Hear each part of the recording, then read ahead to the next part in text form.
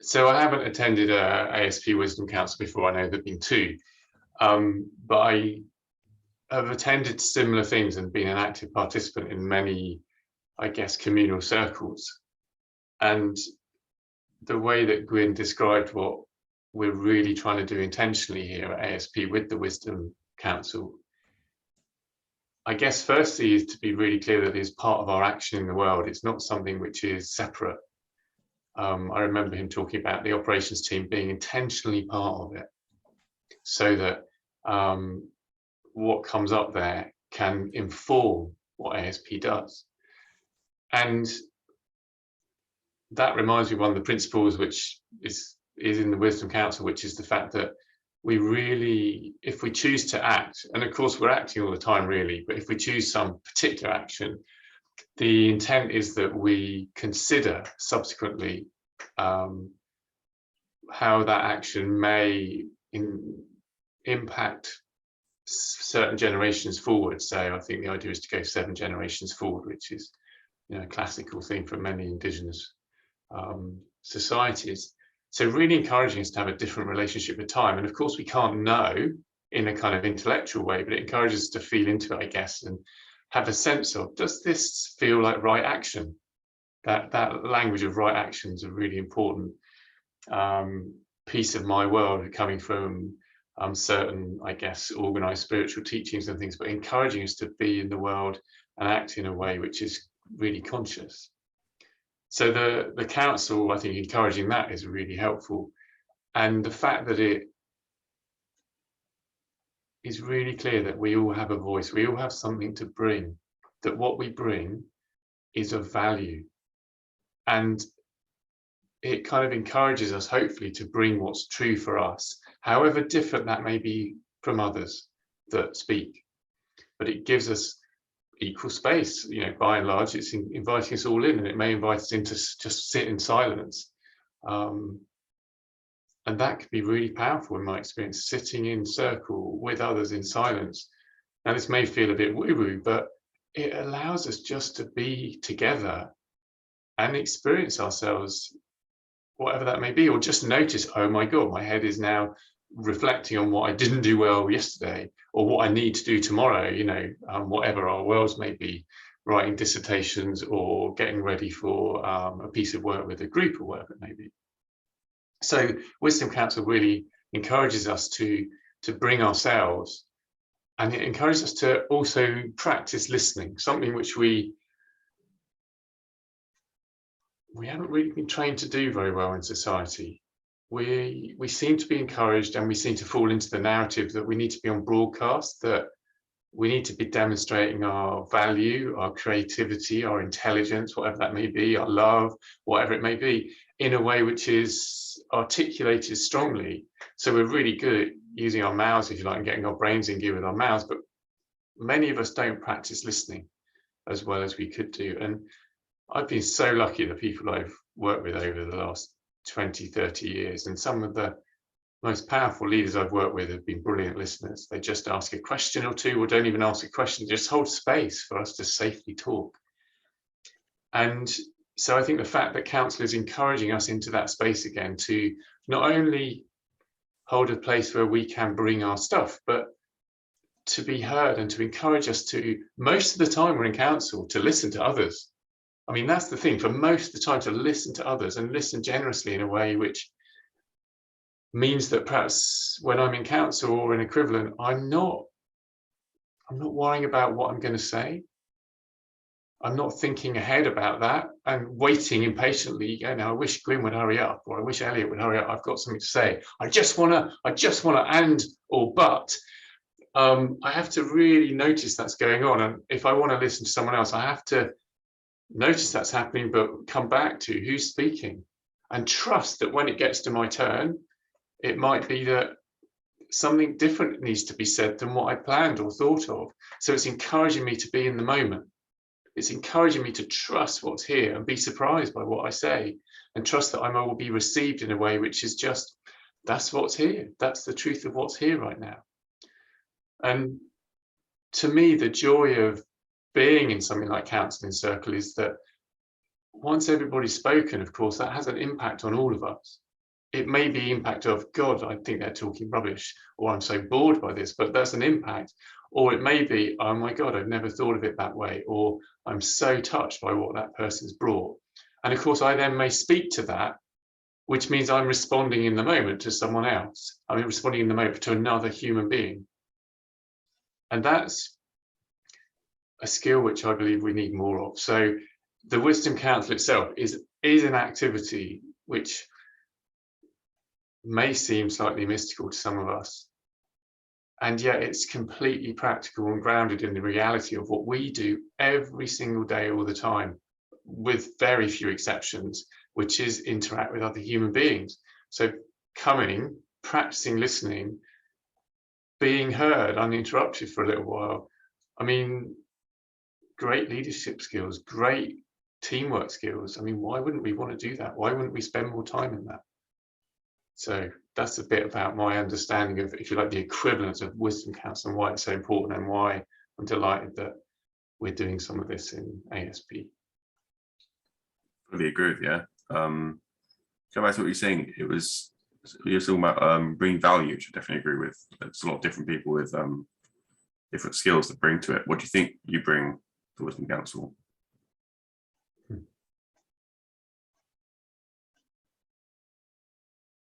Great question. And I feel part of me being slightly shy about that, and kind of a bit of a shrinking in my body. And I think that's part of what I bring in, that I'm prepared to talk to you about what I'm experiencing right now, in terms of slightly shaky legs. Part of me, the part that wants to be right, is saying I've got to have a really good answer for Eliot, and it needs to be erudite and captivating. You know, I want you to like me. I want people who watch this to go, oh, great. And so I think what I'm really prepared to bring is expose those kind of inner veils that get in the way, that mean I might be wanting to put on a show. I might want to have a facade. I want to get you to think something about me. And I can feel that a bit in my face, even though I'm conscious of it. I can feel some tension around my eyes and in my forehead. And again, the people I've worked with over the last 10, 20, 30 years really encouraged me to be aware of this and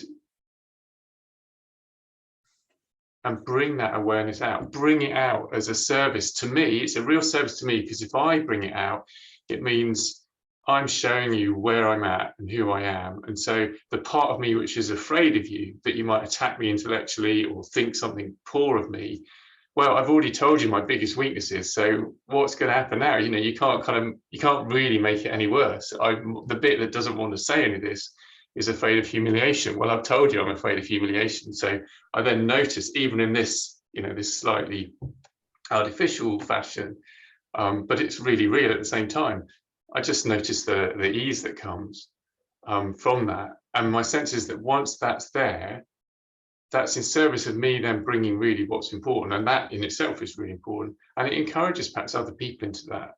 So yeah, I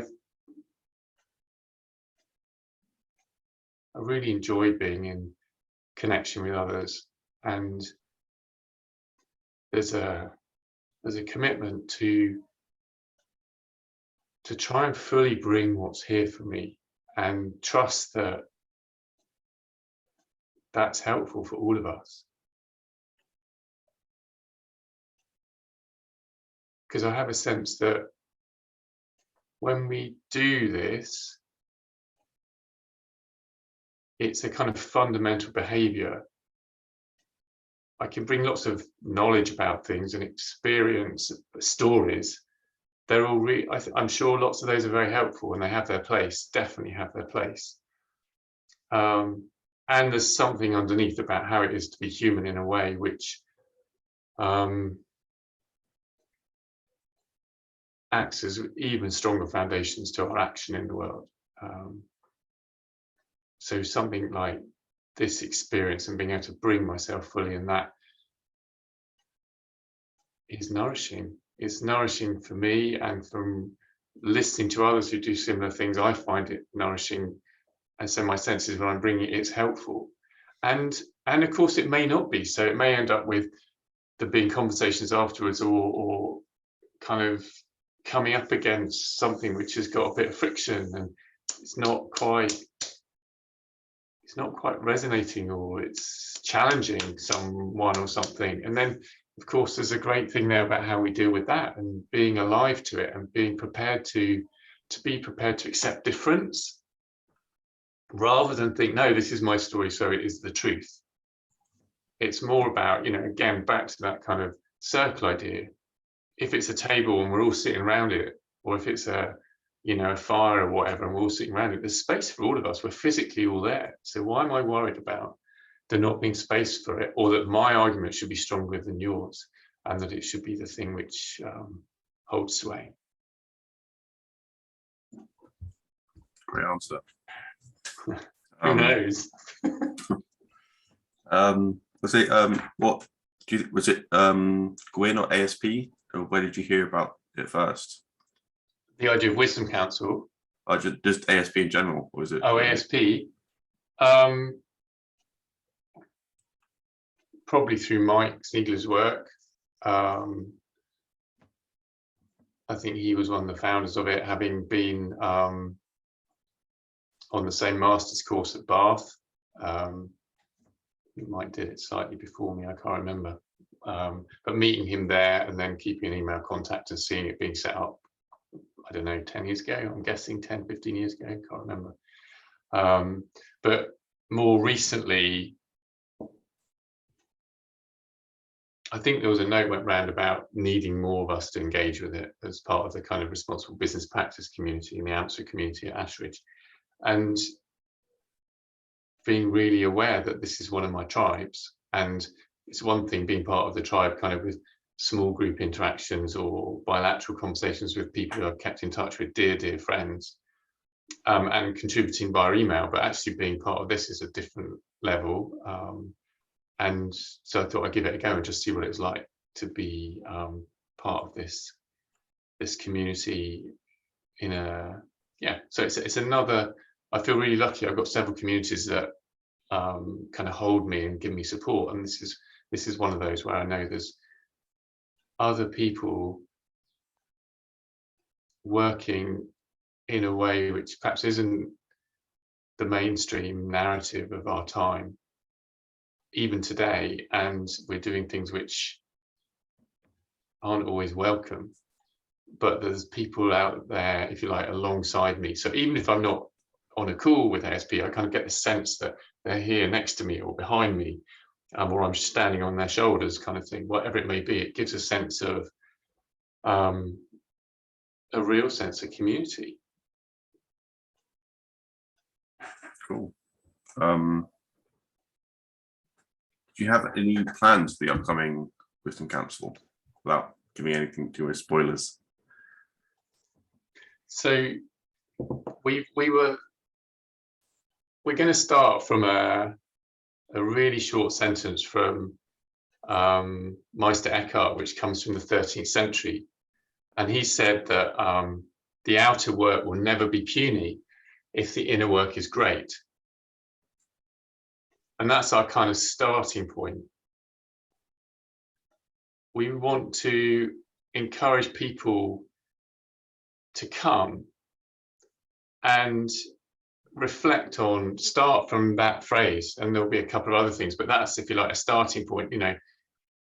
How aware are we of the way our inner demons or inner drivers, those things that are often invisible to those around us, how do they impact our action in the world?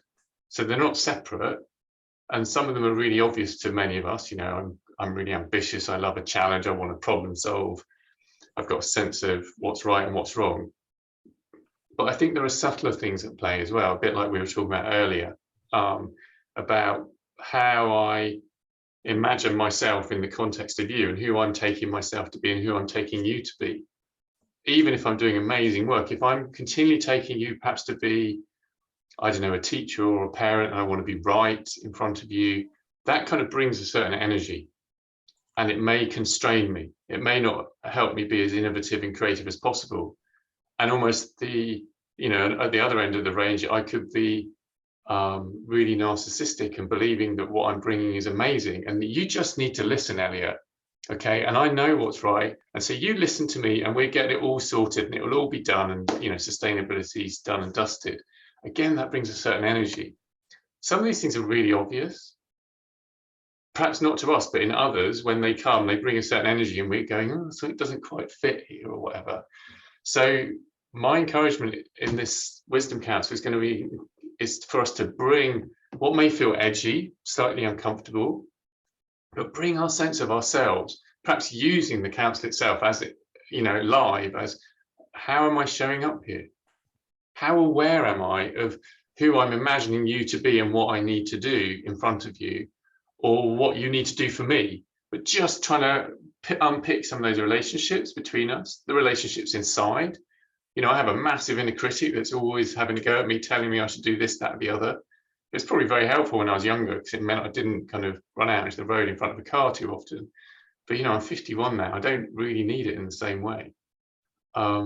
So getting us just to explore a bit of that, explore our awareness of it. Maybe for some of us, we just haven't really thought about that.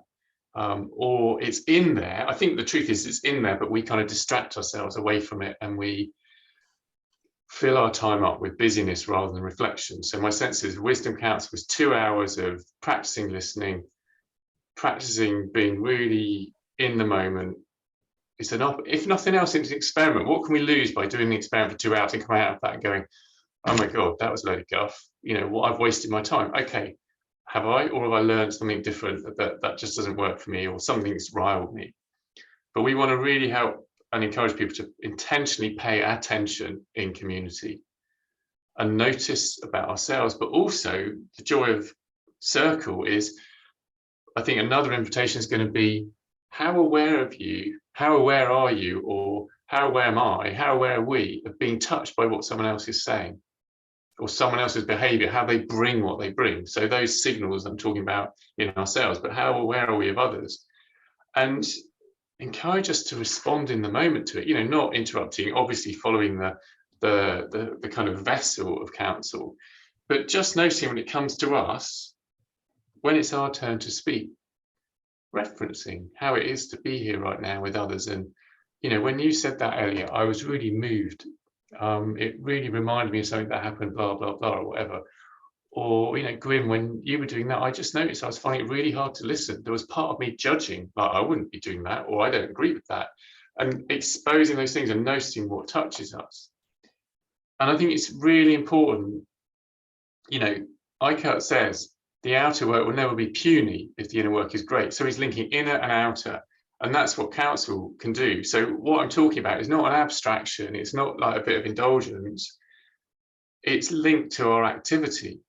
So a question then for us is, okay, so when I'm noticing how you're speaking, or how you're being, or how I am, what does that mean for my leadership? What does that mean for my activities? What does it mean for thinking about John Alexander's amazing work? You know, am I acting as a citizen who's trying to bring stuff out courageously into the world, or am I shrinking away from it? Or am I trying to subject you to something?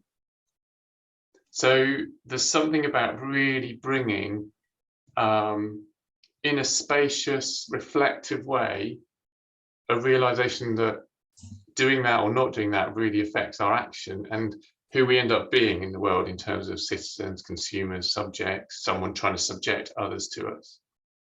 So there's something about it supporting us into what we call it leading through storms. One of the projects I'm involved with, we kind of call it no regrets leadership practices. So whatever's happening around us, there are certain things we can do which are pretty much always appropriate in the circumstances that most of us find every day. You know, not necessarily in a really strong life or death conflict, but in other places. So we want to encourage people to work with that more fully. Sorry, this has been utterly amazing. And I don't think the pressure should be on you to come up with all the questions. I just wonder whether we want to let James invite you to talk. So maybe James asks you a question now.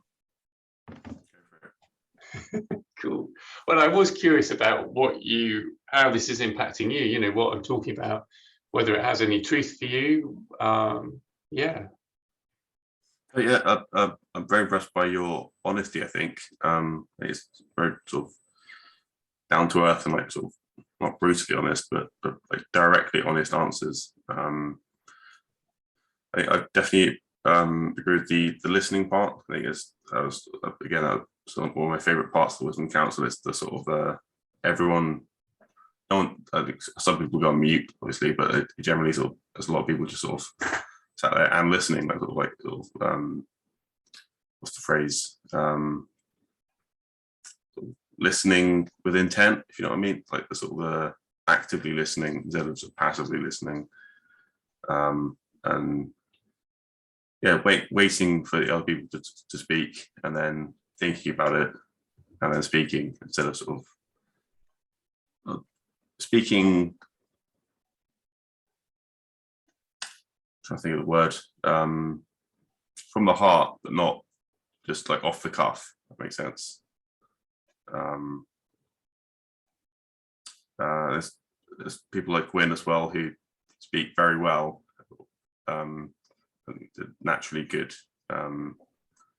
public speakers. But then you get also other people who aren't such good speakers, but they still give it a go and they still make it interesting. I think it was a couple of weeks ago we did the action research thing with Jagdish and Helena, and they were both just really fascinating to listen to, as well as you, of course. And it just makes it just all sort of the different, like you said, the different values that people bring to the conversation is, I think, the most important part.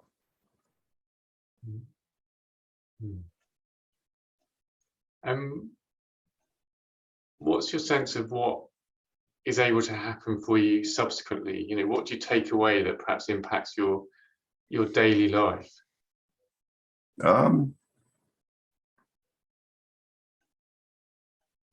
I say, I guess it's a small thing, but it's the community again. Like you said, the sort of the safeness, I guess, of being in a community. You sort of make friends, you make sort of new contacts.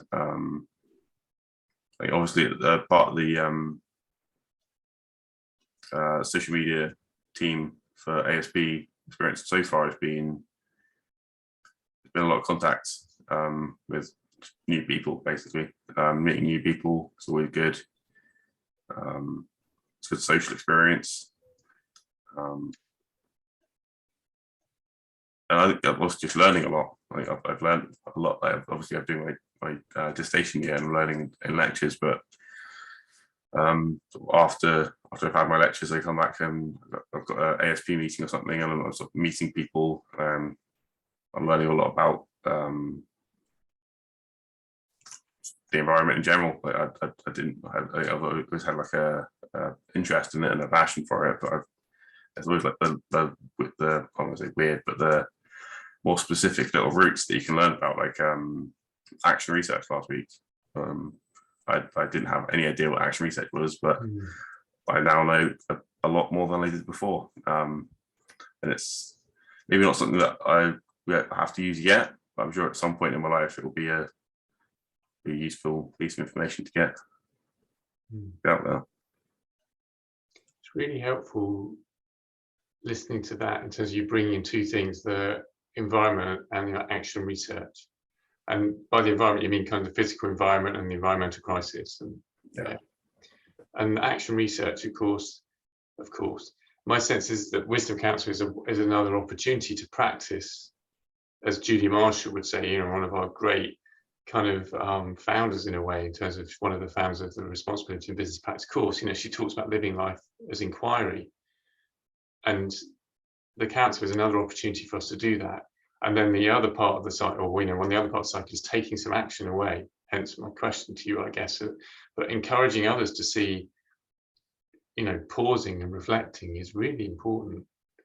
And in the context of the environmental crisis, one of the things I found most helpful is, I think it's a Senegalese proverb, I'm not sure, but, or phrase, and it says, this is an emergency, we must slow down. And it's so counterintuitive to many of us that if it's an emergency, shit, got to be busy, got to get going, got to do this, that, the other, and it's another to-do list or another program plan or on a Gantt chart or whatever. And what we're being encouraged to do is reflect. And it feels like, well, isn't that the craziest thing to do? But I get the sense that if we want to act in a way, and this comes back to council, I guess, if we want to act in a way which is truly helpful over 7 generations, you know, with Max Children's Fire idea, how can we not reflect and pause? So there seems so much truth in it, and yet it seems so counterintuitive. And the way we go through everything seems linked to being busy is, you know, it's a good thing, right? You know, busy is definitely a way of being. If I ask my kids and my wife, you know, how the day's been, kids will usually say a 4-letter word beginning with F, fine. And my wife will probably say busy. And if I'm not careful, I'll say busy to people. It's like, well, actually, is that helpful? Where's the pausing? Where's the reflecting? So you talking about action research reminds me of that explicitly. And in the context of the environmental catastrophe, I mean, where could that be even truer? You know, us being really busy for the last 2,000 or 3,000 years doesn't seem to have done a great job as a species for our own future. I mean, you know, depends what we believe about everything, but it feels to me like our busyness is moving us towards a collapse. And if we're moving towards a collapse, then perhaps we want to reflect on how we can get through that collapse in a way which is different to the way we've done it before. So the environmental crisis and, if you like, societal crisis are very much linked. And inquiry, I think, can only help us in that way. I'm curious how that lands as well, how much sense that makes. That definitely makes sense. I was thinking, what is how sort of a lot of people in ASP sort of have like some sort of connection to the environment or sort of helping sustainability.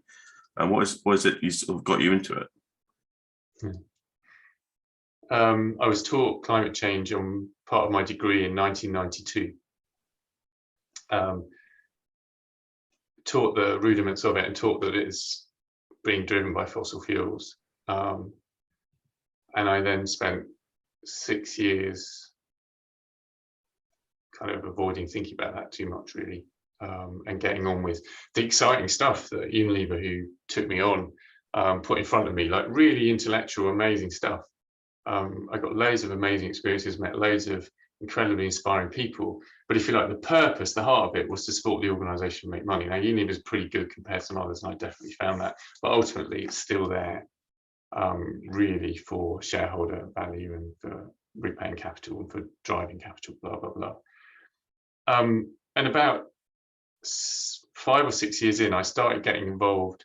I think a leaflet came through the door and I got involved in a very small environmental group locally, you know, waste collecting or whatever it may be. I can't remember what it was exactly.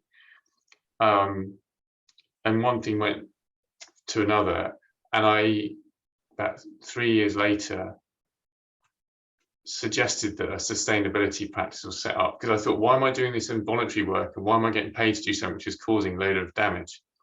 So why can't I, you know, why don't I combine these things? And this is the turn of the millennium, and put a proposal to the business, got it to board level. By then, this was a different company we'd been part of being sold. And they were really, they did listen, but they said, this isn't the right time for us. This was like 2001. They said, we don't want to do this. And I said, okay, that's fine, but I'm going to leave. So I left, you know, on good terms. And I looked around about what to do next, and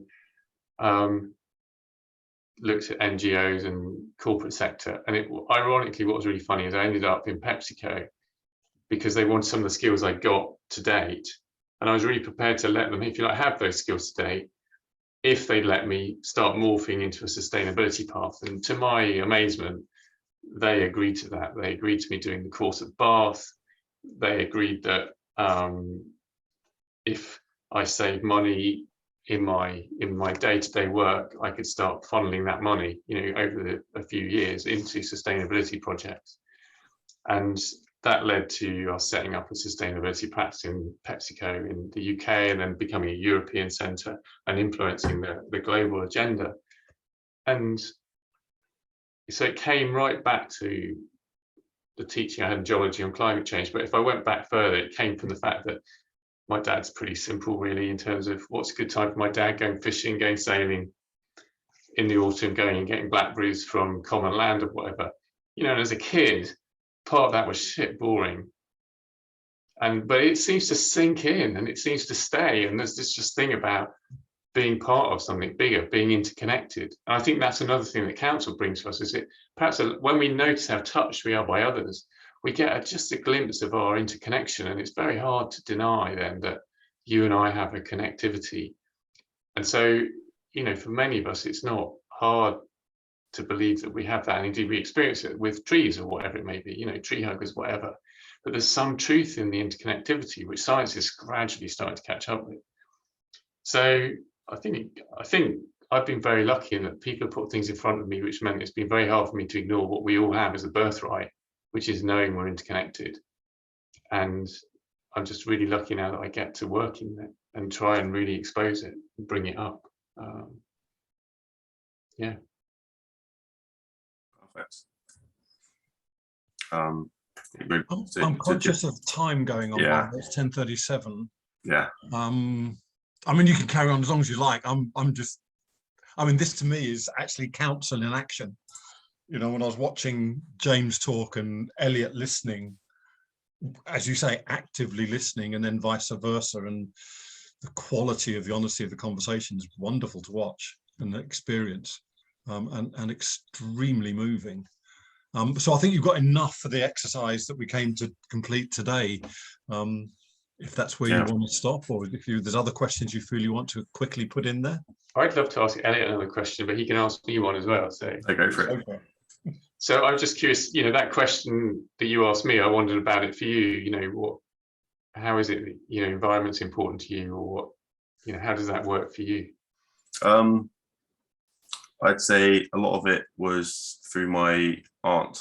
I'm not sure if you'll watch this, but I think she knows what. I think she's a bit of a hippie, basically, in a lot of senses. Very definitely connected with nature. I think my dad as well, although he hates gardening, but he's still fascinated by nature. He's got like a 1,000 different bird feeders he's watching. He's become a bit of a twitcher. Yeah, so it's, I guess, family mostly. I'd say, I think that my grandparents they lived on a caravan in the middle of no man's land, sort of very, very much like off the land sort of things. I think it's mostly family. And then as you grow up, you sort of spend more time with friends and stuff. So I was spending less time with family. But then my friend Luke Blue, who used to be part of ASP, recommended this to me. And I did sort of a lot of crash course, I'd say, but I sort of did like a while catching up on environmental events and things. I spoke to my aunt a bit about, she mentioned rewilding, something I hadn't heard about for a while, but I've been at ASP, I've started hearing it more and more as a term. I think mostly family. It's funny, isn't it? Well, not funny. It makes so much sense that we really are influenced by those who come before us in our families. Yeah, your dad, my aunt, I'm sure Wynn's got some sort of connection. And your grandparents, the way you spoke about that, I'd imagine that had a big imprint. Yeah, it's the imprint through generations as well. I know that they obviously their parents had a big effect on them. I think they sort of passed on a hippie sort of tree hugging kind of feelings onto me as well. Good for you. Feels to me that we just bringing the truth of it in rather than the denial of it when we acknowledge that I don't know many people who aren't touched by the more than human world. I think there's something in that, some of the most amazing moments in our lives are often in that kind of context. So I think it's only really recently generations have got dislocated from it, and part of our job, I think, and what's really encouraging listening to you, part of our job is to help us relate more to that. We could carry on, couldn't we? Was there anything else you wanted to ask me, Eliot? There was one.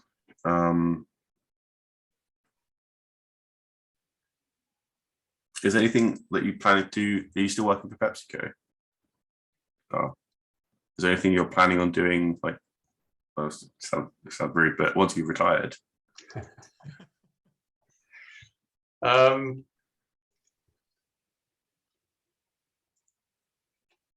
I know, like my aunt, once she retired, she definitely stepped up her sustainability, environmental sustainability sort of efforts, basically.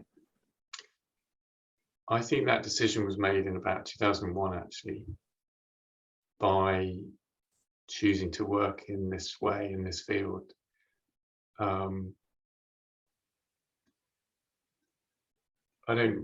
think retirement in a way doesn't really exist. It's another construction, and I may have a different balance to my life, but I have a massively different balance to my life than the one I had 10 years ago or 20 years ago anyway. I do a lot of work at the moment which isn't financially paid, and people often think retirement means stop doing paid work and doing stuff you love. Well, why would I want to wait until I'm 67 or 70 or whatever to do that? Not many people on their deathbed say, I wish I'd worked harder and longer. They usually say, I wish I'd worked on stuff that I loved for longer, or I wish I had the courage to bring what was really important to me and my truth to the world, irrespective. So my sense is, I make compromises. I'm complicit in all kinds of things that we do as a society, which isn't great. But I feel like I made my choice in 2001, and I've kind of carried on since then on that path. And it seems that what that's meant is I've chosen to do more things based on what I really love or think that I can be in service to with, which nourishes me, nourishes others, which makes an impact. And how do I know if it's a good impact or not really? I don't know. But a sense of the truth coming through rather than on what looks good to other people or what will get me promoted or what will get me bigger house or whatever. And so the idea of a pension to me is a bit of an anathema. I have one. I've tried to change, it's another one of those complicity things. I've tried to change the policy of the PepsiCo pension fund and got absolutely nowhere. That's another story. But the point is, I'm not even sure a pension is going to be worth anything in 16 years' time, because I think we're ignoring the fundamentals of what we need in society. So I'm really trying to work on that. So I think my retirement in that kind of classic sense started 20 years ago. And I wish it had started even earlier in a way, because I see others around who've just been able to follow that path since day one, and, good for them. So I'll probably do less in one level because I'll be older and perhaps not have quite as much energy. But my God, I know one of my best mates is 70. He does more than I do still. But that's interesting, isn't it? That busyness thing again. But he brings himself to the world in a certain way, which is really generous. And so,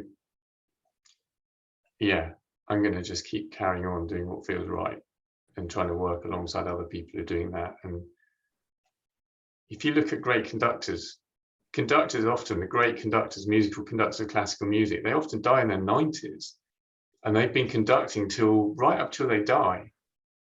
Something about that, right? They clearly love what they're doing. They clearly get nourishment from it. They clearly have authority still, in terms of a kind of a use, not a hierarchical authority, but a use, the authority to command an orchestra in a way which gets the best out of them.